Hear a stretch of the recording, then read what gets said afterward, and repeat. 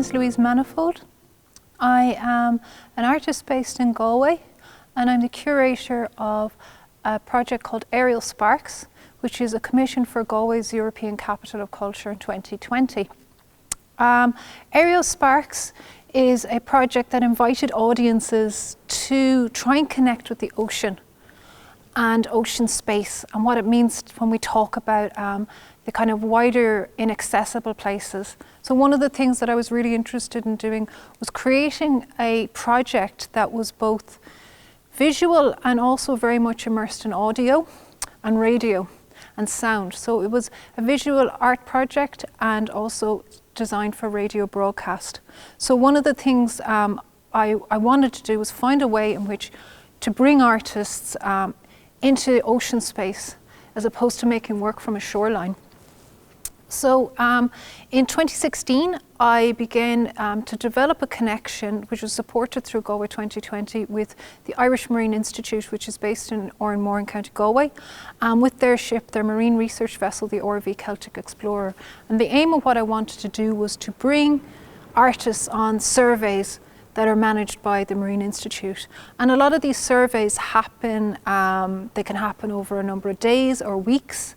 And what I really wanted to do was to get artists out, get them working with scientists and getting them to make new work, commissioned work that will both be designed to be experienced as a visual art piece or as a installation type project, and also to be listened to. One of the parts of this project is that it culminated in 2020 on the island of Elish, where we dotted visual artworks around the island in spaces such as the lighthouse, the handball alley, Arasena Art Centre, and also the small little church that was out there. And we wanted to create what was like a kind of an immersive art trail, so people could travel from A to B, listen to work, some of the work being quite loud, and also then move on to another space. Elish is a really special island. It's one of three Aran Islands that are nested off Galway Bay. And one of the reasons, there was a number of reasons that I wanted to pick Elish. One of the reasons was because of its proximity between the kind of wilderness of the Atlantic and the kind of calmness of the bay, even though the bay isn't actually that calm, but in comparison to the Atlantic, it's actually super calm. And another reason was it has a really rich maritime culture. And then finally, one of the reasons was the first survey that I did. So I did a number of surveys in order for me to kind of understand what would be needed to get artists on residency. I got tremendously seasick. And the last bit of land I saw was the Aran Islands, because once you go past the Aran Islands, you actually get into the Atlantic. However wild you think that piece of ocean was that you've left, it's nothing compared to the Atlantic. And I remember looking back at the islands and imagining how much I wanted to be on one of them because I felt so unwell. But I also really wanted my audience to make that pilgrimage to come across a body of water in order to investigate this work on this island. I was very lucky to have a huge amount of support in developing this project. And some of the works that came out of this were incredibly enriching, particularly from the audience's perspective, but also from the production side. And as a curator, having the opportunity to work with 7 artists from different parts of the world, from Ireland, from England, from Germany, from Slovenia, and to bring them to Galway and put them on board a research vessel for maybe up to 3 weeks took quite a lot of organising, but something that I was immensely excited about always, because you can always bring people to Galway and they're always kind of stunned by how magical it is. And I brought these artists also over to the island, so each one of the artists could get to see where the work would be situated and also get to experience what it was like to just walk around this island space and go to these little environments, and how work could, particularly sonic and video work, could be positioned in spaces that were non-gallery spaces, and what that did to an audience. I'm always fascinated with the idea of how you can discover work. That work is something that doesn't always have to be encountered in this white cube. And what kind of audience can you expand your audience? Let's say you put work in, for example, a lighthouse. You'll get a different kind of audience because some of your audience may not be very interested in what's being displayed, but they might be quite fascinated by lighthouses. But somewhere along the line, they'll also become quite curious about the work that's there.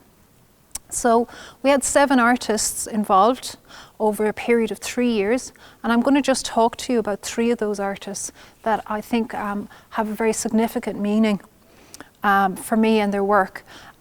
Firstly, the author Kevin Barry, who worked on Inisheer Lighthouse, and he created the most intriguing piece of work, which involved writing and performing a script about a lovelorn lighthouse keeper. And I was particularly taken by this because quite a lot of lighthouses are no longer kept by humans. They're basically automated, and the role of the lighthouse keeper is a very different one than it was many years ago. We work quite closely with the Irish Commissioner of Irish Lights, and we developed the work in situ in Inisheer Lighthouse, which is on the west of the island. The work was performed by Kevin Barry, and he also features in the film that went to coincide with this, and the sound design was by Foley artist Jean McGrath. I also worked with Kevin in the lighthouse, and it was really amazing to bring audiences back into that space, and we were very lucky that we had the support of the lighthouse keeper on Inisheer, who managed the space for us. So he told people also about the history of the site, which was quite special. The second artist I would like to talk about also is Elish Nirene. Elish Nirene's a composer. She's an Irish composer from County Cork, and she now lives in the UK. Elish came over and she spent 3 weeks on board the RV Celtic Explorer, where she she had the aim that she wanted to know every single person on that vessel and have a conversation with every single one of them. And that's something that I thought was, she went over and beyond what was expected in a way that she really wanted to connect to people. And particularly while you have a large crew of scientists, you also have a crew that actually keep the ship running. And they're the people who are on that ship 24/7. And they're the people who know the ocean and the sea in a very different way. And Elish spent significant time talking to everybody on board, and she produced a really beautiful piece called East West, Where Morning is the Sea. One of the things that I think was quite particular about this is it takes the view of the porthole.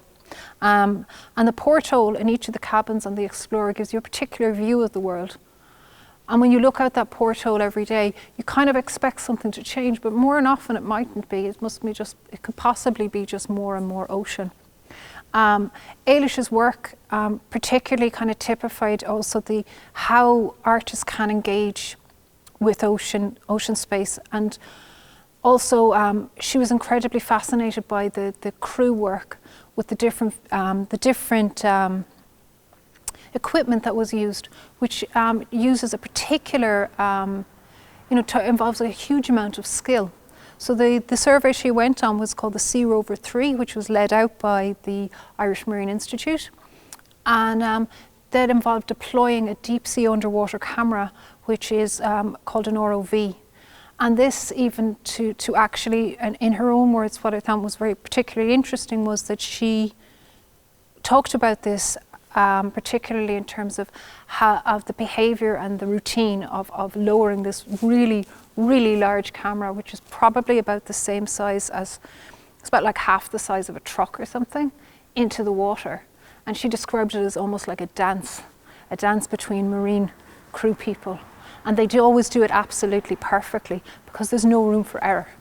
You don't get second chances when you're out there because everything relies on a certain amount of exactness. And you always feel that tension anytime that exactness kind of flips over or gets lost a little bit. And then finally, I want to talk to you about David Stalling, who is a German artist based in Ireland.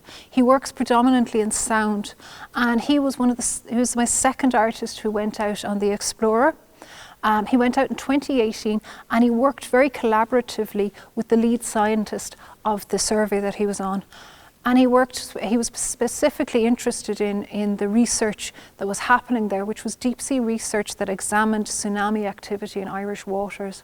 In order for this research to happen, a number of what's called landers, and these are like these really large devices that are put into the water, and they're left there. So they're left there for maybe, in this case, 3 years, and they collect up